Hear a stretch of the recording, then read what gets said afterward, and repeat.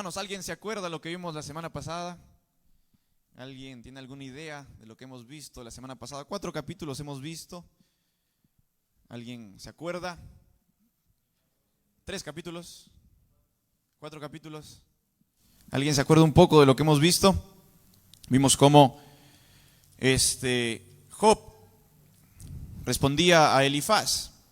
Y Elifaz reprochaba a Job por lo que había pasado. En estos capítulos vamos a ver a un amigo más, a su amigo Bildad. Vamos a estar viendo en este capítulo 8 qué le responde Bildad ante el argumento que tenía Job contra Dios en el capítulo 7. Más o menos se acordarán que Job decía: yo no me puedo quejar, yo no puedo estar tranquilo quejándome. ¿Por qué no me dejan quejarme? No tengo derecho a quejarme. Entonces Bildad, viendo eso, escuchando eso, va a responderle a Job. Vamos a estar leyendo Job capítulo 8, versículo 1, dice la palabra del Señor, dice: respondió Bildad suita y dijo: ¿hasta cuándo hablarás tales cosas y las palabras de tu boca serán como viento impetuoso?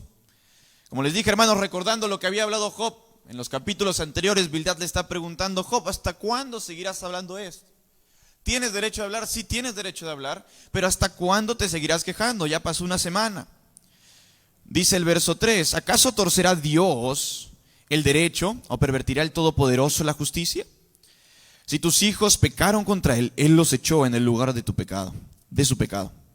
Hermanos, vamos a ver cómo Bildad usa la doctrina de la justicia de Dios.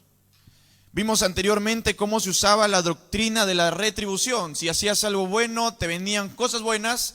Si hacías algo malo, te venían cosas malas. Pero en este caso, Bildad alega a la doctrina de la justicia de Dios. ¿Y cuál es o qué es la doctrina de la justicia de Dios? Hermanos, vamos a ver allí la doctrina de la justicia de Dios. ¿Qué es la doctrina de la justicia de Dios? Es muy parecida a la doctrina de la retribución, pero no alega a la persona, alega al mismo Dios. Dios es justo, hermanos, amén. Dios es justo por naturaleza, es uno de sus atributos divinos. Dios es justo. Y Él, al ser justo, imparte justicia como es debido. Nosotros, como pecadores, ¿qué nos merecemos? La muerte. Pero gracias al Señor Jesucristo somos justificados, somos vistos justos delante de Dios y nos da un pase, nos da un ticket para ir al cielo. Bildad le dice a Job: ¿acaso torcerá Dios el derecho o pervertirá el Todopoderoso la justicia? ¿Acaso Dios va a castigar a aquel que anda en rectitud, aquel que anda en justicia? ¿Acaso Él va a torcer, va a dar su brazo a torcer cuando una persona cae? Dice: ¿acaso pervertirá el Todopoderoso la justicia? Dios es justo por naturaleza. Él no puede mover las cosas que son injustas y pasarlas justas. Ya está estipulada la justicia de Dios. Hemos visto cuáles son los mandamientos que el Señor nos ha dejado. Tenemos que basarnos en la Biblia. Nosotros también, como personas, tenemos que seguir y regirnos en las normas de nuestro país donde vivimos. Y en base a ello, Dios es justo. Pero lo que le dice, y es la primera, si no me equivoco, y la única vez que va a aludir directamente uno de los amigos de Job hacia lo que pasó con sus hijos. Vemos en el verso 4 que dice: si tus hijos pecaron contra él, él los echó en el lugar de su pecado. Dice: ellos han muerto correctamente, Job. No entiendo por qué sigues preguntando, no entiendo por qué sigues cuestionando por qué tus hijos tuvieron que morir. Hermanos, es fuerte viniendo eso de un amigo. Job sigue pasando su momento de luto y viene Bildad y le dice: oye, tus hijos han muerto porque han cometido pecado. Hermanos, vamos a recordar un poco el capítulo 1 que vimos, la presentación de Job. Recordemos que Job era una persona recta, justa delante de Dios. Recordemos también que nos dan una característica de algo que Job hacía. Después de los banquetes, después de las ceremonias que hacían, Job hacía sacrificios por sus hijos, ¿no es así? Job hacía sacrificios porque decía: si es que mis hijos han pecado contra Dios, si es que mis hijos dentro de sus corazones se han olvidado de Yahvé, pues voy a dar sacrificios. Hermanos, entonces para Job era inconcebible que sus hijos hayan pecado contra Job, habiéndolos él liberado. por medio del sacrificio. Hermanos, es un golpe fuerte el que le da Bildad a Job, porque dice que sus hijos eran injustos delante del Señor, y justamente y con justicia han muerto. Hay algo también importante que le sigue diciendo, verso 5, dice: si tú de mañana buscares a Dios y rogares al Todopoderoso, si fueres limpio y recto, ciertamente luego se despertará por ti y hará próspera la morada de tu justicia, y aunque tu principio haya sido pequeño, tu postrer estado será muy grande. Hermanos, Bildad le está diciendo a Job: ¿tú eres justo? ¿Tú eres en verdad justo? Hermanos, es interesante cómo el libro de Job trata la justicia, trata al pecador de una manera tan delicada. Hermanos, los hijos de Job para Bildad eran pecadores, eran injustos, por eso es que su castigo era la muerte. Vimos también en capítulos anteriores que a los impíos les venía la muerte. Para Elifaz también vimos capítulos anteriores, Job no era impío, Job no era injusto, porque si no hubiera muerto. Él está vivo, simplemente está pasando pruebas, y viene el primer consejo que le da Bildad a su amigo Job.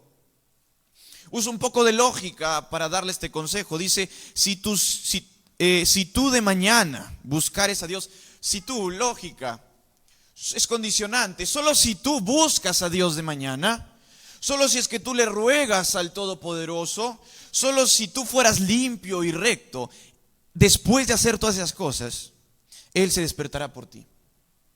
No tienes que hacer nada más, solo tienes que buscar a Dios, rogarle y ser justo y recto delante de Él.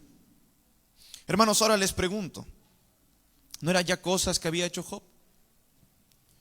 ¿No eran ya situaciones donde Job estaba?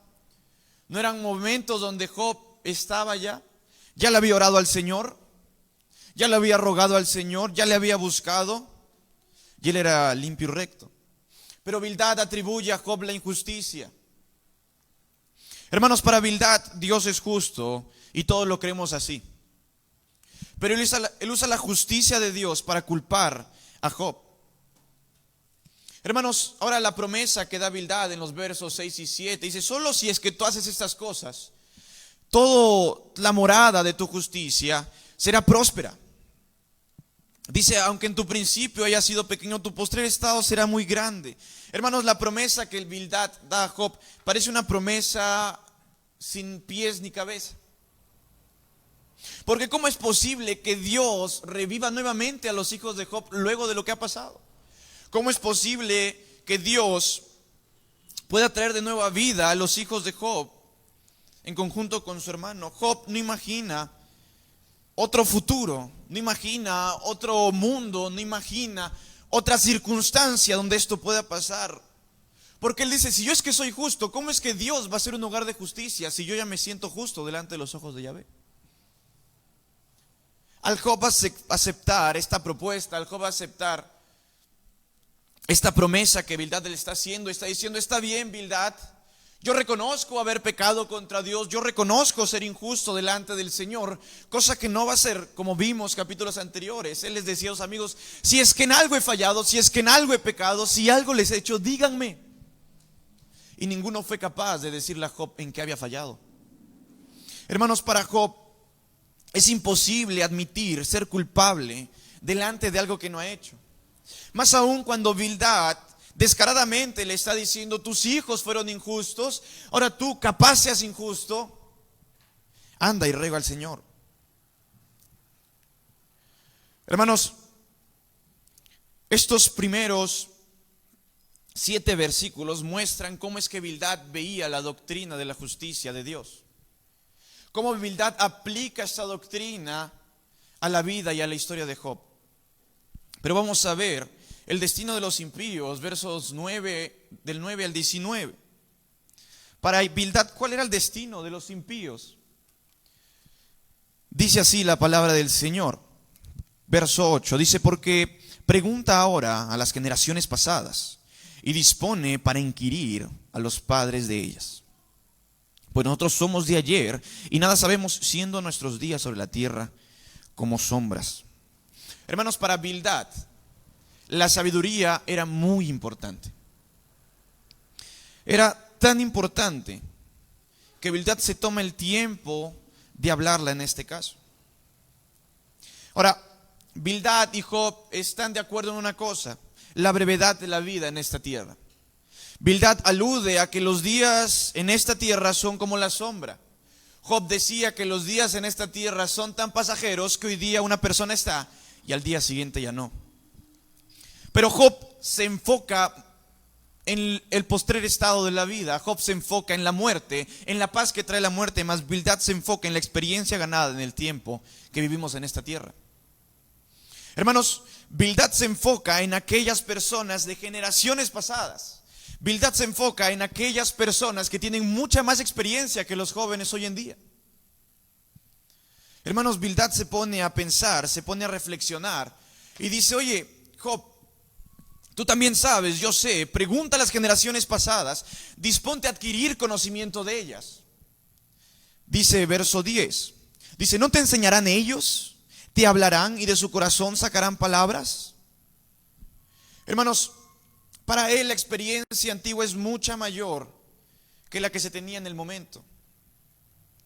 Hermanos, es un poco raro que él aluda a la experiencia pasada,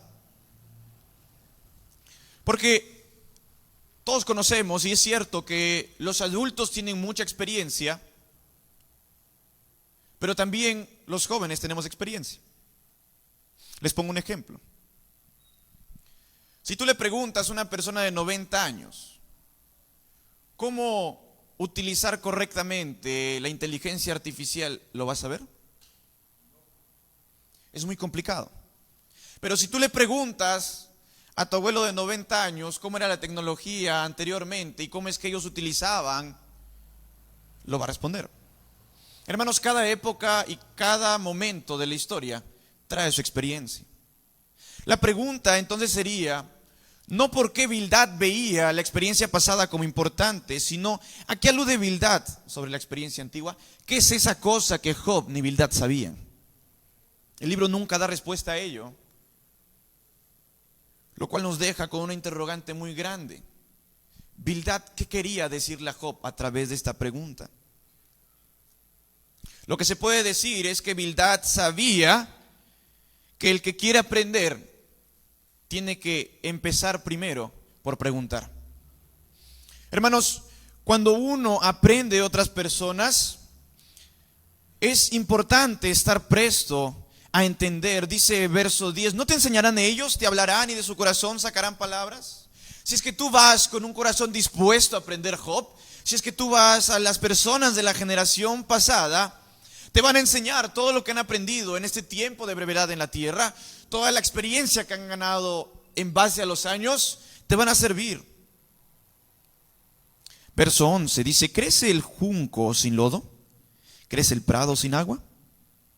Hermanos, la imagen final que usa Bildad para terminar este pequeño y breve discurso sobre la experiencia humana va de la mano con lo que vamos a ver más adelante, con las primeras imágenes del destino de los impíos del verso 13, pero expresa como aquel que quiere aprender necesita del apoyo de otros. Hermano, estoy seguro que nosotros sabemos muchas cosas por nosotros mismos. Estoy completamente seguro de ello. Pero si es que quieres aprender mucho mejor y capaz no fallar en el intento, acude a otras personas. Es como aquel manual que te dan para ver si la lavadora funciona bien. Tienes que acudir a él.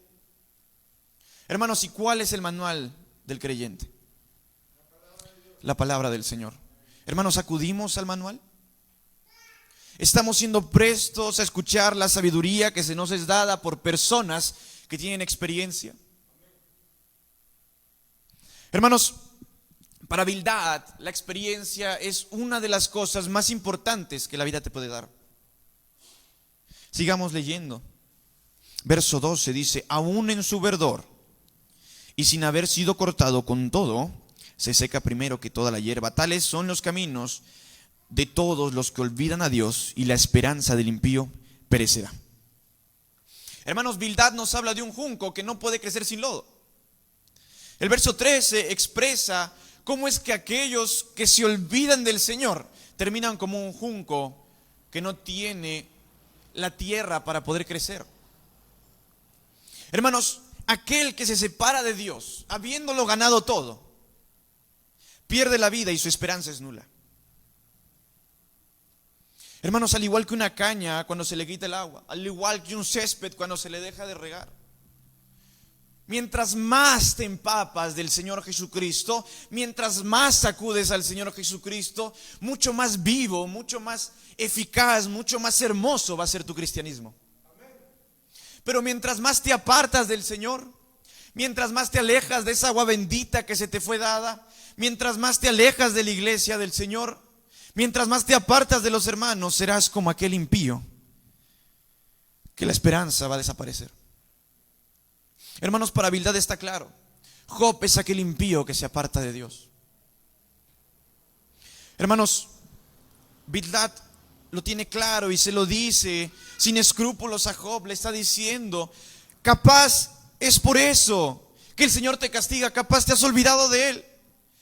Ese es uno de los futuros de aquellos impíos, es el destino de algún impío que se olvida del Señor, es el de estar sin esperanza. Hermanos, del verso 14 al verso 18 vamos a ver la segunda escena del destino de los impíos. Acá vamos a ver dos imágenes importantes que Bildad va a hacer. Leamos verso 14 en adelante. Dice, porque su esperanza será cortada y su confianza es tela de araña. Se apoyará en él su casa, mas no permanecerá ella en pie. Se asirá de ella, mas no resistirá. Hermanos, la primera imagen del verso 14 al verso 15 es clara. Es precisamente porque el impío se separa de la fuente de vida que su futuro es incierto. Hermanos, a diferencia de la confianza que Job tiene, aquellos impíos que se separan del Señor no pueden bastarse en su confianza, porque su confianza es frágil como la telaraña de una araña. Hermanos, aquellos impíos que se basan en lo que creen, aquellos impíos que creen que su confianza es sólida, tienen que pensar que su confianza está puesta en una tela de araña. Hermanos,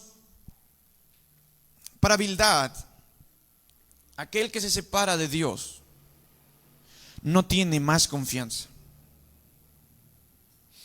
Para Bildad, aquellos que no tienen a Dios no tienen confianza, no tienen capaz un futuro tan fuerte. Aquellos caminan pensando si es que están dando los mejores pasos, aquellos ven el futuro con miedo, pero hermanos, un creyente ve el futuro con esperanza porque sabe quién escribió su futuro. Hermanos, los impíos ven la vida como frágil. Hermanos, existe una estrecha relación con lo que vamos a ver mucho más adelante en los versos 15. Pero ahora, lo que está diciendo Bildad es razonable, pero no absoluto. Porque Job está dudando, Job capaz ya no tenga la misma confianza, eso no quiere decir que sea impío. Hermanos, si bien la casa en la que el impío deposita su confianza puede ser algo suyo, incluye a su familia, incluye a todas las personas que están en él, su patrimonio, los recursos. Hermanos, es mejor considerar y es mejor entender que aquellos que basan su confianza en su propia prudencia, en algún momento van a terminar por perderlo todo. Y eso le está diciendo Bildad a Job. Tú has puesto tu confianza, tú has puesto tu mirada en las cosas incorrectas, Job. Tú has tenido todo, has tenido una casa, has tenido familia, has tenido ingresos. ¿Cuántos siervos? ¿Cuánto ganado? Pero tú has sido impío, Job. Has puesto tu confianza en ti mismo y por eso lo has perdido todo. Hermanos, y allí es donde entra la segunda imagen del destino de los impíos. Versículo 16 dice lo siguiente. Dice, a manera de un árbol está verde delante del sol, y sus renuevos salen sobre su huerto. Se van entretejiendo sus raíces junto a una fuente y esplandeciéndose hasta un lugar pedregoso. Si le arrancaren de su lugar, éste le negará entonces, diciendo: nunca te vi. Ciertamente este será el gozo de su camino, y del polvo mismo nacerán otros. Hermanos, la segunda imagen nos presenta una planta, ya sea una vid, una calabaza, un árbol frondoso, que simple y llanamente está allí para ser arrancada y repudiada. Hermanos, al estar bien regada, florece; al estar con sol, aprovecha el calor en lugar de marchitarse. Sus brotes se extienden en el jardín donde crece hasta llegar a los pedregales, y aún así se sigue extendiendo. Simplemente ésta se enrosca a su alrededor. Parece tener seguridad cuando está creciendo. Es lo mismo con un impío. Cuando todo le va bien, cuando la vida le sonríe, cuando tiene todo para seguir avanzando, el impío se extiende tan grandemente que parece que nada lo puede detener. Bildad alude a Job y le dice: Job, tú has tenido todo. En su momento el Señor te ha dado todo, has crecido y has ganado tantas cosas, has tenido tantas cosas, has podido estar tranquilo con 10 hijos, has tenido una esposa, tenías dinero. Pero hermanos, el verso nos habla de que por muy arraigada que la planta parezca en el lugar pedregoso, puede ser arrancada y aniquilada de una vez por todas. Hermanos, capaz para Bildad, quizás quien arranca esta flor, esta planta, sea Dios, o puede ser un sujeto indefinido. Hermano, esta exterminación es tan definitiva que pierde todo recuerdo de él. Dice: nunca te vi. Hermanos, alude Bildad a lo que Job estaba haciendo en ese momento. Job le decía al Señor: muéstrame qué he hecho. Y para Bildad el Señor le decía a Job: nunca te vi. Te has extendido grandemente, has ganado tanto, pero nunca te vi. El árbol que en esta imagen puede representar a Job es arrancado y lo pierde todo. Hermanos, resulta entonces evidente cómo es que aquel impío que no tiene puesta su confianza en el Señor, aquel impío que no ve y no prevé todo lo que le puede pasar, va a terminar sin nada. Hermanos, es interesante cómo es que Bildad alude mucho a lo que le pasa a Job en este capítulo, a diferencia de Elifaz. Elifaz en su momento es un poco más calmado con Job. Si bien es cierto, tiene un lenguaje muy directo. Si bien es cierto, tiene un lenguaje que también ataca a Job en alguna frase que dice. Bildad va de frente a la yugular. Bildad le da razones por las que sus hijos murieron. Bildad le da razones por las que él está así. Y aún pone 2 imágenes en la vida de Job. Hermano, ¿dónde está poniendo su confianza? ¿Será como ese árbol que se extiende cuando todo le va bien? Hermanos, el propósito de Bildad al expresar esta extensa imagen del destino del impío no es del todo claro para nosotros o para los estudiosos. Hermanos, hay algo que quiere decir: la caída del impío se asemeja a la de Job. Ya lo hemos visto, 2 ejemplos, 2 imágenes que se pueden utilizar para la vida de Job. Y sigamos leyendo. Verso 20 dice: he aquí Dios no aborrece al perfecto, ni apoya la mano de los malignos. Aún llenará tu boca de risa y tus labios de júbilo. Los que te aborrecen serán vestidos de confusión, y la habitación de los impíos perecerá.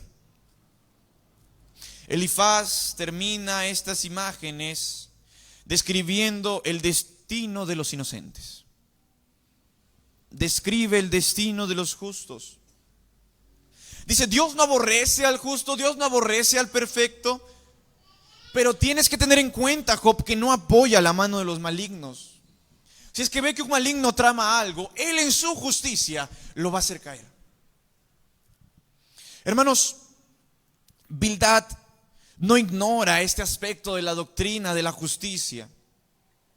Se centra muy fuertemente en lo que le está pasando a Job y utiliza esa doctrina de la justicia como negativa. Hermanos, nosotros como personas fallamos, pecamos constantemente. Pero muchas veces no nos va mal. Y pensamos que Dios no va a castigar, hermanos, Dios castiga a sus hijos. Pero como hemos visto, no necesitas pecar para ser puesto a prueba. Y eso era lo que pensaban los amigos de Bildad y los amigos de Job. ¿Y cuál es la respuesta de Job, hermanos? Capítulo 9. En este capítulo vamos a ver la incapacidad de Job para alegar contra Dios. Hermanos, en este capítulo vamos a ver cómo es que hay una imagen de un juicio entre Job y Dios. Cómo es que Job y Dios están como en una imagen de un juicio. Y aunque el tono de los discursos de Job haya sido bastante intenso, refiriéndose a la muerte, refiriéndose a Dios, refiriéndose a sus amigos, estos capítulos se alcanza un nuevo nivel de intensidad y emotividad. Job es mucho más directo. Observamos la declaración más elaborada de la impotencia de Job hasta Dios, hecha hasta el momento. Hermanos, Job se cuestiona en estos capítulos y habla de las maravillas de Dios, pero también habla de la imposibilidad del hombre al ir en contra de Dios. Hermanos, el sarcasmo del que habla Job, o cómo es que habla Job, es tan notorio en este capítulo. Y habla de estar tan atentamente vigilado por Dios, que esta forma de cuidarlo se ha transformado en una patética sensación de haber sido profundamente engañado. Hermanos, si es que Dios nos está viendo y cuidando, ¿cómo es que Job pudo haber pasado por todo ello? Vamos a leer, hermanos, verso 1 del capítulo 9. Dice así la palabra del Señor. Respondió Job y dijo: ciertamente yo sé que es así. Le está diciendo todo lo que dijo Bildad y está aceptando lo que le dijo Bildad. Ambos saben que Dios es justo. Pero ¿qué más sigue diciendo Job? Ciertamente yo sé que es así. Verso 2. ¿Y cómo se justificará el hombre con Dios? Hermanos, recordemos que para Job, para Bildad y para los amigos, aún no había un Jesucristo que lo justifique. No había un mediador que interceda por Job, interceda por sus amigos y lo haga justo delante de los ojos de Dios. Entonces la pregunta es clara y la interrogante.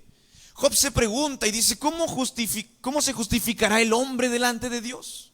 ¿Cómo es que el hombre pecador puede ser visto con los ojos de Dios como justo? Sigue diciendo el verso 3, dice: si quisiere contender con él, no le podrá responder a una cosa entre mil. Hermanos, Job está diciendo: si es que yo quiero alegar contra el Señor, no voy a poder responder, porque Él es mucho más sabio que yo. Él es mucho más inteligente que yo. Él ha visto muchas cosas más que yo. Y si aludimos a la experiencia, Dios tiene mucha más experiencia que nosotros. Job está diciendo: yo quisiera, si pudiera, poder ir en contra del Señor, pero no se puede. Dios es tan inteligente, Dios es tan capaz, que el hombre no puede ir en contra de Él. Y nuevamente dice: el sabio de corazón, Él es sabio de corazón y poderoso en sus fuerzas. Verso 4. ¿Quién se endureció contra Él y le fue bien? Dice: aquel que se rebela contra Dios le va mal. Aquel que va en su contra le va mal. Verso 5. Él arranca los montes con su furor y no saben quién los trastornó. Él remueve la tierra de su lugar y hace temblar sus columnas. Hermanos, Job aquí en estos versículos, en este comentario, describe en un lenguaje poético las teofanías de Dios. En el Antiguo Testamento, ¿qué quiere decir con teofanía? ¿Cómo es que Dios se muestra? ¿Cómo es que Dios hace sus manifestaciones visibles para el pueblo? Se habla de las montañas que tiemblan, de los pilares de la tierra que tiemblan, imágenes que representan el control absoluto que tiene Dios en la creación. Hermanos, recuerden que la semana pasada les dije cómo más o menos era la idea de los judíos, la idea de los antiguos hebreos de la tierra. Bien, hermanos, ahí está Job también un poco hablando de los pilares de esta tierra. Vemos cómo es que los cielos están arriba de todo. Recuerdan que hablamos de un cielo abovedado, hermanos. Un cielo abovedado es un cielo como una circunferencia que cubre todo el firmamento, la raquia. Acá está la tierra y acá están los pilares de los cuales habla Job. Hermanos, Dios tiene el control de la creación. Dios es poderoso y para Dios no cabe duda de que Él controla todas las cosas. Él mueve, dice, los pilares de la tierra, es decir, Él mueve la tierra a su antojo. Él remueve la tierra de su lugar. Dios puede hacer todo esto. Él manda al sol y no sale, y sella las estrellas. Verso 7 dice, verso 8, Él solo extendió los cielos y anda sobre las olas del mar. Hermanos, este comentario es muy interesante y este versículo también lo es. ¿A qué alude Job cuando dice que Dios habla sobre las olas del mar? Anda sobre las olas del mar, discúlpenme. Hermanos, sabemos que Dios tiene el control de la creación. Sabemos que la creación es hecha por Dios. Hermanos, aunque Job continúa con el estilo principal y claramente se basa en la creación, lo que está tratando de decir Job en este comentario es que Dios camina sobre las olas del mar. Ahora, podemos aludir el verbo yam, que es mar, se puede interpretar como el nombre del Dios del mar. Lo que quiere decir el escritor de este libro es que no hay Dios por sobre encima de Yahvé. Aun así fueras el Dios del mar, Yahvé va a ir y te va a pisar y va a caminar encima tuyo. Vemos también este mismo lenguaje en Deuteronomio, Amós y Miqueas, como un Dios saliendo victorioso, un Dios poderoso y un Dios del cual no tiene comparación. Hermanos, también se puede tratar de un monstruo marino como es Leviatán, que también hemos visto en anteriores veces su mención. Pero es maravilloso cómo es que Job alude a la potencia, alude a la fuerza, alude al hecho de que Dios no puede salir derrotado. Hermanos, y esto es mucho más importante cuando vemos lo que hizo Jesucristo. Hermanos, cuando se habla de Dios caminando sobre las olas del mar, ¿a qué les recuerda? Jesucristo caminando sobre las olas del mar. Hermanos, Jesucristo indirecta o directamente está diciendo, yo soy Dios, porque yo camino sobre el mar. Es por eso, hermanos, que Pedro se cayó. Dios alude a Job para demostrar su divinidad delante de los hombres. Qué importante y qué maravilloso es como estos libros se encuentran. Sigamos leyendo, hermanos, y nos habla de las constelaciones. Dice, Él hizo la Osa y el Orión y las Pléyades en los lugares secretos al sur. Hermanos, las constelaciones, allí también he puesto las Pléyades, un conjunto de estrellas. Si es que no me confundo, 2 estrellas, la Osa, el Orión. El Orión tiene una historia muy interesante de cómo es que, o por qué se llama Orión, pero no me voy a meter en ese mito, en esa historia. Pero lo que trata de decir Dios es que Dios es omnipotente. Dios es un Dios tan grande que controla todas las cosas en esta tierra. Hermanos, qué maravilla con la cual Job habla y se expresa de Dios. Hermanos, él está haciendo mucho más evidente la incapacidad que tiene el hombre de combatir contra Dios. Hermanos, si es que Dios mueve la tierra, ¿cómo es posible que yo le gane? Si es que Dios tiene el control de la Osa, de Orión, de las Pléyades, si es que Dios camina sobre el mar, ¿cómo una persona mortal como yo va a poder ir contra Él? Hermanos, estos versículos tratan no solo de Dios, sino también de Job. Se refieren a cómo Job experimenta a Dios y a cómo Dios experimenta al hombre. Hermanos, qué maravilloso es ver el poder y la capacidad de nuestro Dios. Nos hace entender que no somos nada sin Él. Seguimos leyendo, hermanos, verso 13, dice: Dios no volverá tras su ira, y debajo de Él se abaten los que ayudan a los soberbios. ¿Cuánto menos le responderé yo y hablaré con Él palabras escogidas? Job se cuestiona y le dice a Bildad: ¿cuánto yo le podré responder a aquel que sabe todo? Verso 15, aunque fuese yo justo, y no respondería, antes habría de rogar a mi juez. Hermanos, en otras traducciones se entiende un poco mejor. Job está diciendo: aún así yo sepa qué decir, mi propia boca me haría fallar. Aún yo sepa refutarle a Dios, Dios sigue siendo tan sabio que va a seguir diciéndome y hablándome con la verdad. Verso 16 dice: si yo le invocara y Él me respondiese, aún no creeré que haya escuchado mi voz. Yo no puedo ser visto justo delante de Dios. Y aún yo le invoque de mañana, aún yo le busque de mañana, no me creo que Él escuche mi voz. Verso 17, porque me ha quebrantado con tempestad y ha aumentado mis quejas sin causa. No me ha concedido que tome aliento, sino que me ha llenado de amarguras. Y hablaremos de si hablaremos de su potencia, por cierto, es fuerte. Si de juicio, ¿quién me emplazará? Hermanos, nuevamente Job alude a lo poderoso y a lo capaz que es nuestro Dios.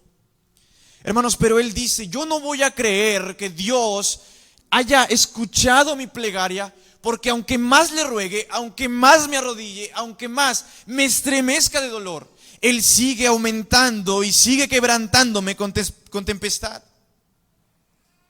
Yo no veo mejoría, sigue dándome heridas sin causa. ¿Qué he hecho yo para merecer esto? Si habláramos de su fuerza, de su potencia, Él es fuerte. Si de su juicio, ¿quién podrá ganarle? Verso 20, si yo me justificare, me condenaría mi boca, y si se me dijere perfecto, eso me haría inicuo. Si yo dijera que soy perfecto, me hace insensato. Verso 21, si fuese íntegro, no había caso de mí mismo. Hermanos, Job sigue dando listas y dando características por las cuales el hombre simplemente tiene la incapacidad para contestarle a Dios, simplemente tiene la incapacidad para ir en contra de Dios. Verso 22 dice: una cosa resta que yo diga, al perfecto y al impío Él los consume. Si azote, mata de repente, se ríe del sufrimiento de los inocentes. Hermanos, Job dice: ya estoy desesperado, pero sí te puedo decir una cosa, Bildad. Job castiga tanto a los injustos como a los justos. No te equivoques. Hermanos, Job está dando una declaración muy fuerte y está diciendo: si una persona fallece por el azote que Dios le da, Él se ríe del sufrimiento de los inocentes. Él nos utiliza a nosotros como bufones que vamos a alegrarle los días. Verso 24 dice: la tierra es entregada en mano de los impíos, y Él cubre el rostro de sus jueces. Si no es Él, ¿quién es? ¿Dónde está?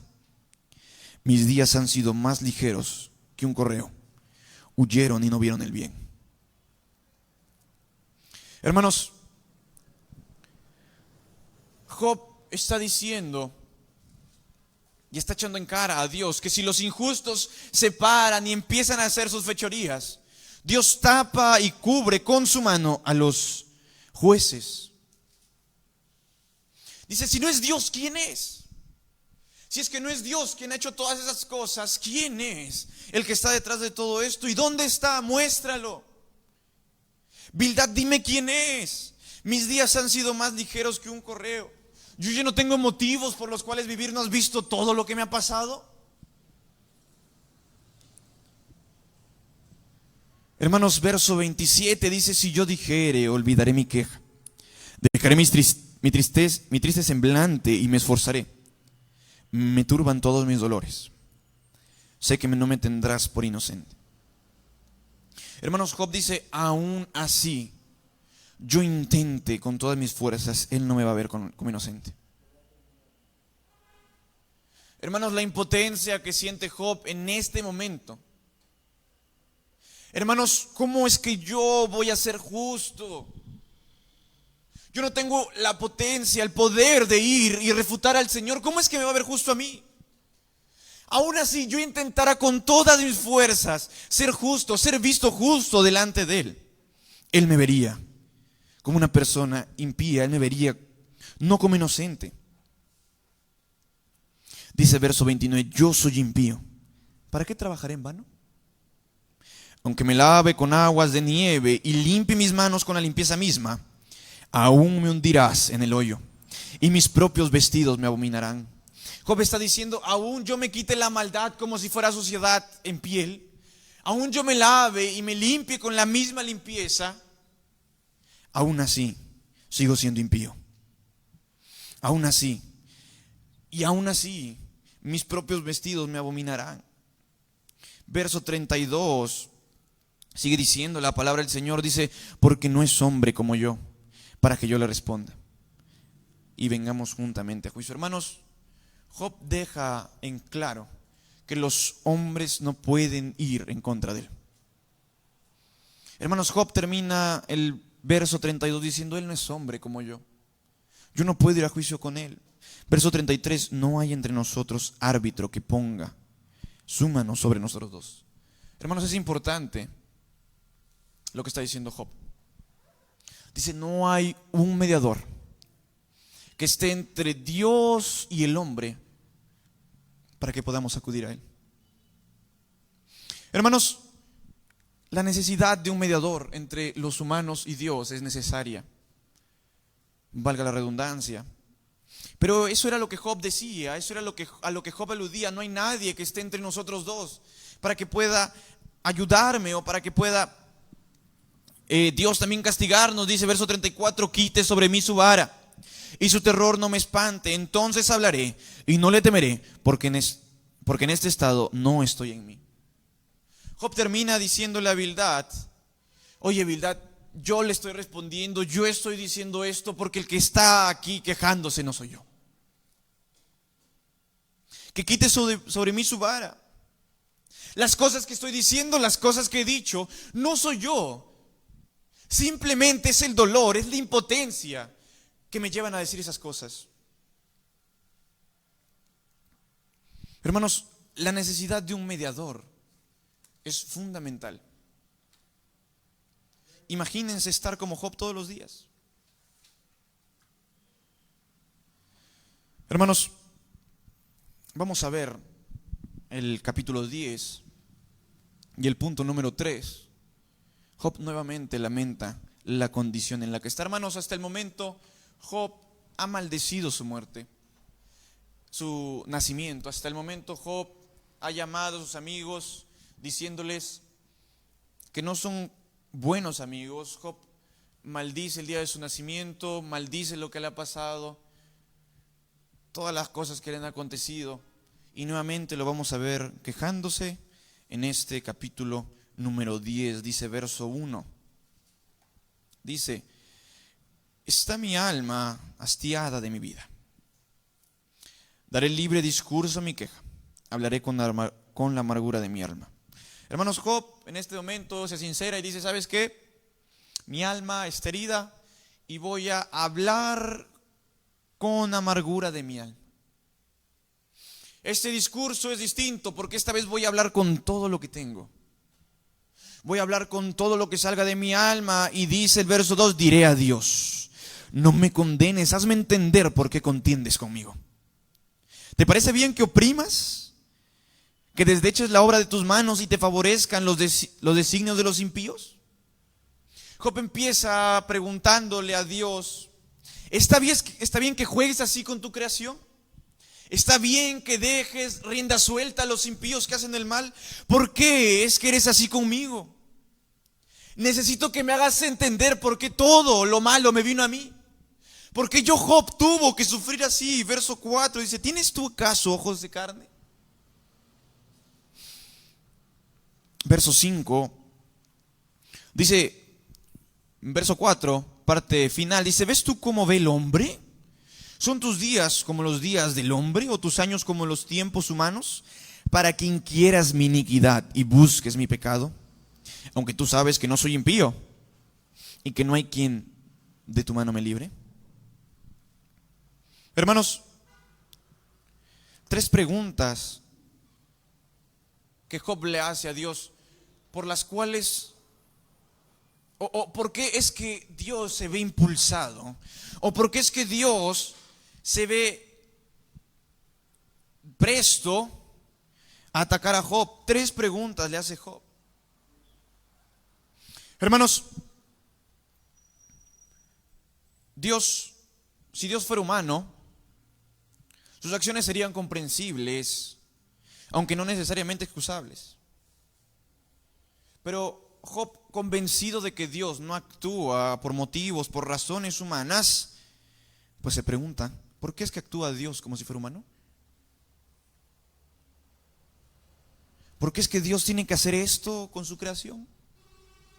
Si Él fuera hombre, lo haría porque no es su creación. Nos atacamos entre la creación, nos odiamos entre la creación, y está bien, pero ¿por qué Dios tiene que jugar con las personas de esta tierra?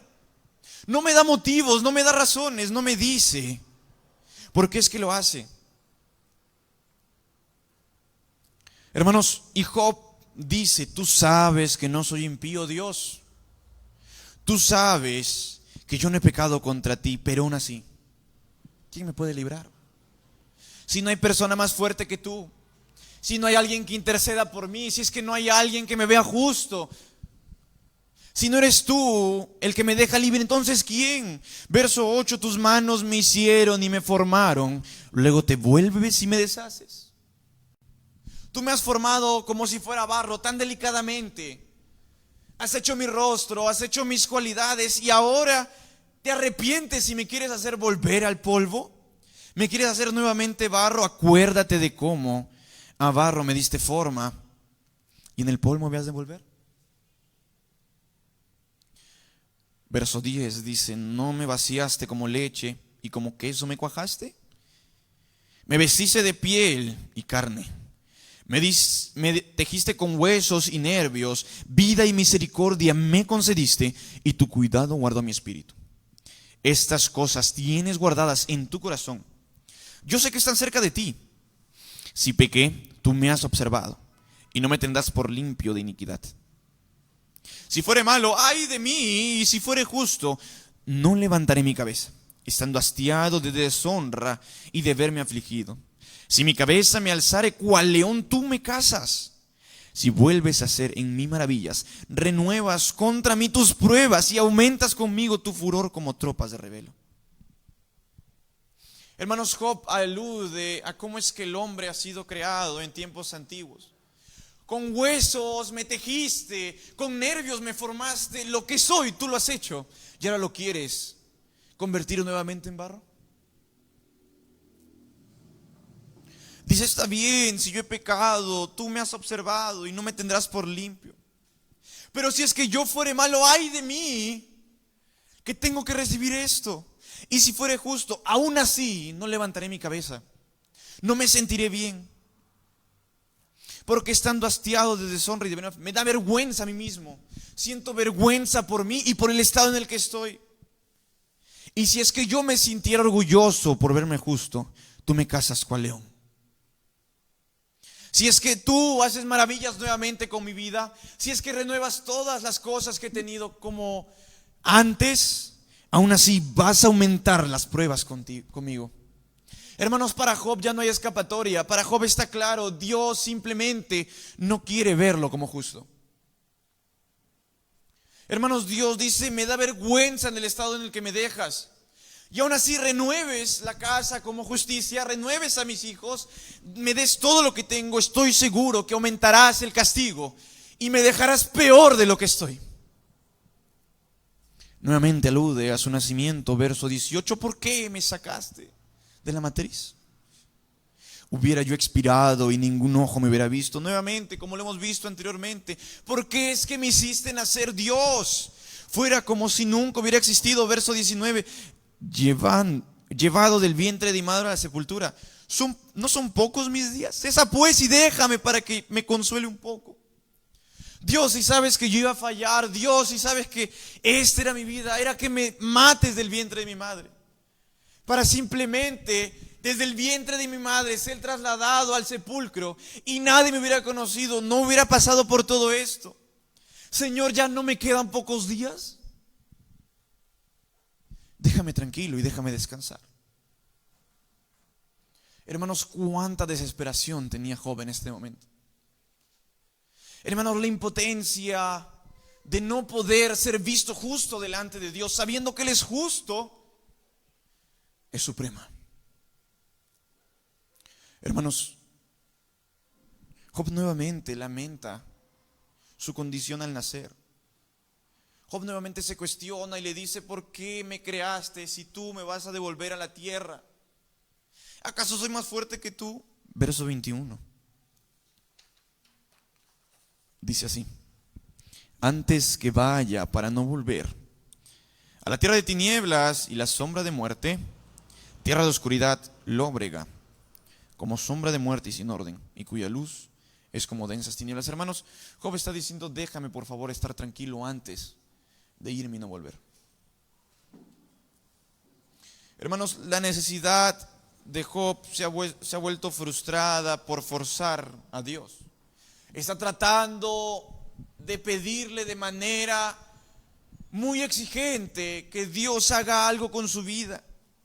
Ahora esta necesidad parece imposible de alcanzar, incluso si es que Job puede obligar al mismo Dios. Parece que nada va a cambiar lo que ya ha pasado. Hermanos, ya es bastante malo que Job sienta de que Job no está con él. Vimos la semana pasada de cómo es que Job se sentía solo, y no solo por Dios, sino por sus amigos. Pero es también peor saber que un hombre justo en manos, es peor aún ver el ejemplo de este hombre justo en manos de un Dios airado. Hermanos, el libro de Job nos va a mostrar y nos va a seguir mostrando cómo es que aún siendo justos nos van a venir pruebas. Y es porque Dios lo quiere así. Mucho más adelante vamos a ver esa conversación que tienen. Pero hermanos, quiero llegar a la conclusión. Hermanos, los capítulos 8 y 10 nos muestran a un hombre justo atrapado en el dolor.